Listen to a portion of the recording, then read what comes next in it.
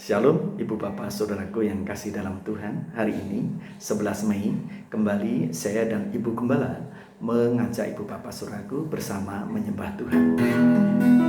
Yesus Tuhanku, genggamlah tanganku,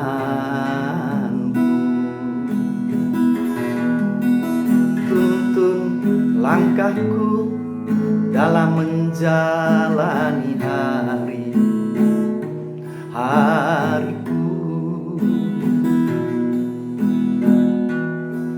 dalam kesesakanku Kau ada bersamaku, dalam derai tangisku Kau dekat diriku, teduhkan jiwaku, kan ku puji namamu di sepanjang hidupku, karena kasih setiamu mengiring langkahku seumur hidupku.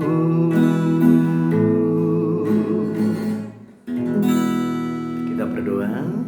Kami rindu mengiring Engkau selama-lamanya, dan Engkau akan memimpin kami. Untuk itu kami rindu menimba kekuatan dari-Mu melalui firman-Mu. Berfirmanlah, kami siap untuk mendengar. Di dalam nama Tuhan Yesus bersama kami mendengar firman Tuhan. Haleluya. Amin. Mari Ibu Bapak Saudaraku, kita membuka firman Tuhan bersama-sama dari Injil Markus pasal yang ke-6. Pembacaan dimulai ayat yang ke-35. Pada waktu hari sudah mulai malam, datanglah murid-muridnya kepadanya dan berkata, tempat ini sunyi dan hari sudah mulai malam. Suruhlah mereka pergi, supaya mereka dapat membeli makanan di desa-desa dan di kampung-kampung di sekitar ini. Tetapi jawabnya, kamu harus memberi mereka makan. Kata mereka kepadanya, jadi haruskah kami membeli roti seharga 200 dinar untuk memberi mereka makan? Tetapi ia berkata kepada mereka, berapa banyak roti yang ada padamu? Cobalah periksa. Sesudah memeriksanya, mereka berkata, 5 roti dan 2 ikan. Lalu ia menyuruh orang-orang itu supaya semua duduk berkelompok-kelompok di atas rumput hijau. Maka duduklah mereka berkelompok-kelompok, ada yang 100, ada yang 50 orang. Dan setelah ia mengambil 5 roti dan 2 ikan itu, ia menengadah ke langit dan mengucap berkat, lalu memecah-mecahkan roti itu dan memberikannya kepada murid-muridnya, supaya dibagi-bagikan kepada orang-orang itu. Begitu juga kedua ikan itu dibagi-bagikannya kepada semua mereka. Dan mereka semuanya makan sampai kenyang. Kemudian orang mengumpulkan potongan-potongan roti 12 bakul penuh, selain daripada sisa-sisa ikan. Yang ikut makan roti itu ada 5.000 orang laki-laki. Ibu Bapak Saudaraku yang sedikit di tangan Tuhan melahirkan mujizat yang di luar akal dan pikiran. Di luar akal dan pikiran yang saya maksudkan adalah bagaimana 5 roti 2 ikan mengenyangkan 5.000 orang laki-laki, belum terhitung anak-anak dan perempuan. Bagaimana itu terjadi, Ibu Bapak Saudaraku yang kekasih di dalam Tuhan? Hanya Tuhan yang sanggup melakukan. Oleh sebab itu saya ajak Ibu Bapak Saudaraku untuk mempelajari lebih lanjut. Kejadian ini Ibu Bapak Saudaraku ketika murid-murid baru saja melaporkan apa yang ditugaskan oleh Tuhan Yesus, di mana mereka diutus 2-2. Demikian bunyi firman Tuhan. Kemudian rasul-rasul itu kembali berkumpul dengan Yesus dan memberitahukan kepadanya semua yang mereka kerjakan dan ajarkan, di mana ditugaskan untuk pergi melayani. Dari ayat 6 sampai ayat yang ke-12. Lalu Ibu Bapak Saudaraku, ayat 31, lalu ia berkata kepada mereka, marilah ke tempat yang sunyi, supaya kita sendirian dan beristirahatlah sejenak. Sebab memang begitu banyak orang yang datang dan yang pergi, sehingga makan pun mereka tidak sempat. Ibu bapak saudaraku, betapa sibuknya pelayanan Tuhan Yesus dan murid-muridnya, sehingga makan pun mereka tidak sempat. Lalu dilanjutkan, maka berangkatlah mereka untuk mengasingkan diri dengan perahu ke tempat yang sunyi. Tetapi pada waktu mereka bertolak, banyak orang melihat mereka dan mengetahui tujuan mereka, dan dengan mengambil jalan darat, segeralah datang orang dari semua kota ke tempat itu, sehingga mendahului mereka. Ketika Yesus mendarat, ia melihat sejumlah besar orang banyak, maka tergeraklah hatinya oleh belas kasihan kepada mereka, karena mereka seperti domba yang tidak mempunyai gembala. Lalu mulailah ia mengajarkan banyak hal kepada mereka. Inilah Tuhan Yesus, ibu bapak saudaraku, secapek apapun juga, selelah apapun juga, selapar apapun juga, melihat banyak orang datang kepadanya, Tuhan Yesus melayani, karena siapapun yang datang kepada Tuhan tidak pernah dikecewakan. Lalu mengajarlah Tuhan Yesus, ibu bapak, Alkitab menuliskan kepada kita sampai malam pengajarannya belum selesai. Lalu murid-murid ibu bapak saudaraku mulai kesal. Lalu berkata kepada Tuhan seperti yang kita baca tadi, Tuhan, hari sudah mulai malam, suruhlah orang-orang ini pulang, pergi untuk membeli makanan di sekitar di sini. Mengapa? Karena orang-orang itu semua lapar, murid-murid juga lapar.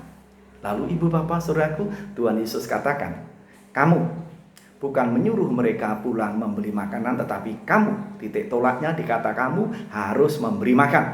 Lalu respon mereka adalah, bagaimana mungkin kalau toh kami harus membeli roti, haruslah memberi roti sampai 200 dinar. Ibu bapak saudaraku, mengapa 200 dinar? Karena pada waktu itu ibu bapak saudaraku, gaji orang bekerja satu hari itu 1 dinar. Berarti kalau 200 dinar berarti 200 hari. Ibu bapak saudaraku, kalau misalnya kita hitung sebulan dapat gaji 3 juta, ibu bapak saudaraku, berarti itu 7 bulan. 7 bulan kali 3 juta berarti sekitar 21 juta sekian. Itu artinya bahwa sebanyak apapun juga akan kekurangan. Lalu Tuhan Yesus katakan, apa yang ada padamu? Perhatikanlah ibu bapak saudaraku, Tuhan Yesus selalu memulai apa yang ada padamu.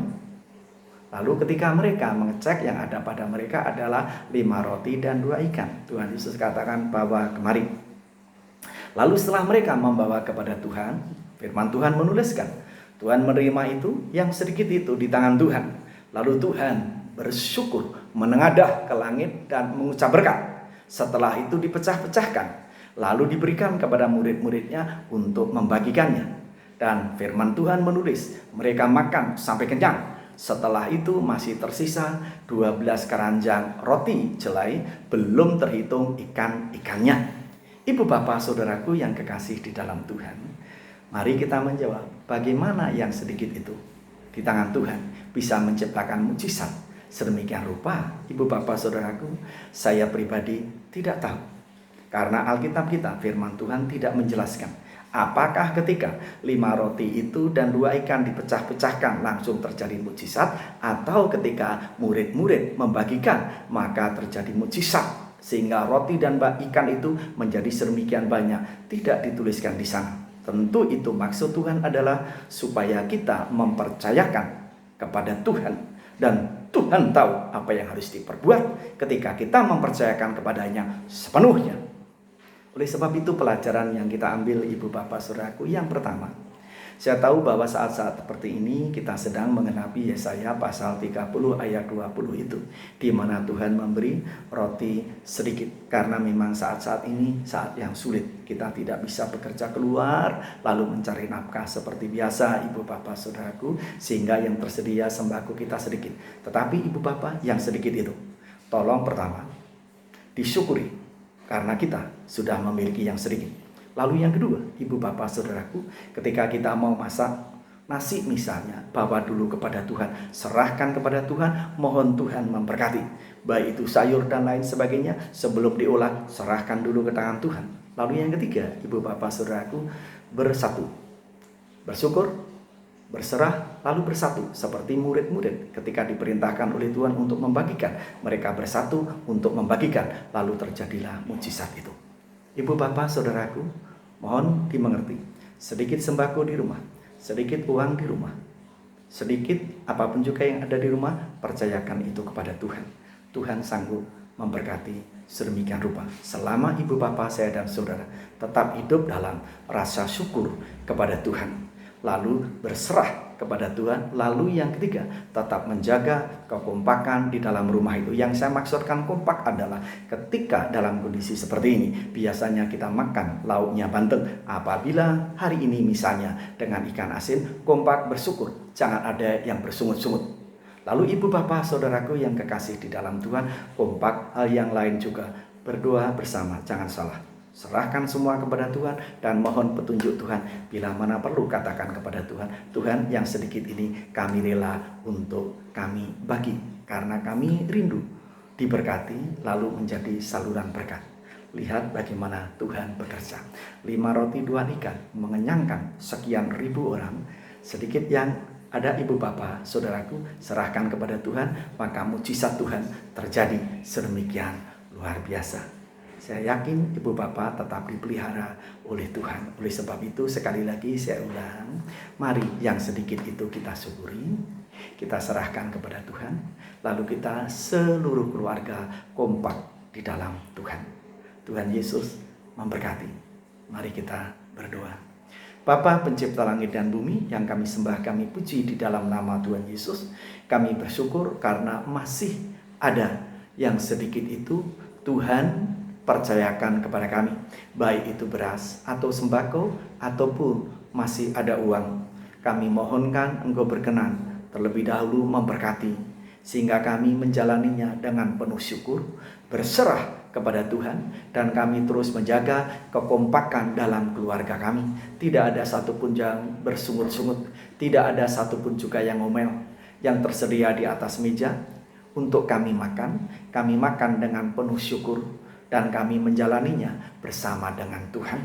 Untuk itu kami bersyukur untuk hari ini, dan kami siap memasuki dalam berkat dan pimpinan Tuhan. Bapa, Engkau juga berkenan memberkati sahabat-sahabat kami, seluruh sidang jemaat Tuhan. Biarlah semua diberkati oleh Tuhan. Kami juga berdoa untuk bangsa dan negara kami diberkati oleh Tuhan, sehingga bangsa dan negara kami boleh secepatnya bersama-sama mematahkan virus ini, sehingga kami boleh kembali memasuki kehidupan normal, dan kami kembali boleh menikmati hari-hari dalam berkat dan pimpinan Tuhan.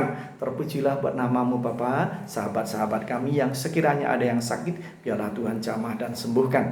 Dan terpujilah nama-Mu dari kekal sampai kekal. Di dalam nama Tuhan Yesus kami mengalaskan doa kami dan siap memasuki hari dalam berkat dan pimpinan-Mu. Haleluya. Amin. Selamat pagi, Tuhan Yesus memberkati kita semua.